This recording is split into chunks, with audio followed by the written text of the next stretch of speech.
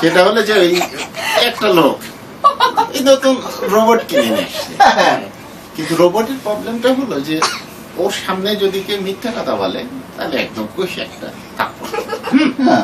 এখন একটু পরে ছেলে বাইরে থেকে আসছে, বাপ জিজ্ঞেস করছে কই গেছিল, কই স্কুলে গেছিলাম।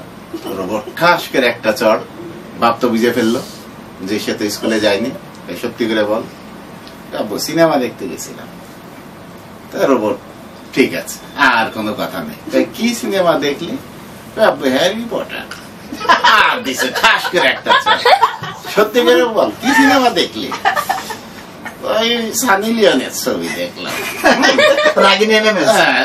রোবট আর কিছু বলে না। হ্যাঁ, বাপ তখন বলে যে তোদের এত বড় সাহস, তোদের এই বয়সে আমরা এইসব সিনেমা নাও শুনিনি, আমরা কোনোদিন হলে এইসব মুখেও আনিনি। রোবট এবার বাপে ঠাস করে একটা চল, তার মানে বাপ দেখতো।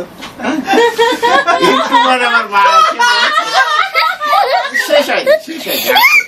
একটু পরে আবার বাপ এসে বলছে যে মা এসে বলছে যে এই ওই রকম করার তো আর কিছু দরকার নেই, এটা তোমারই ছেলে, এটা তাই দেখলোই বা।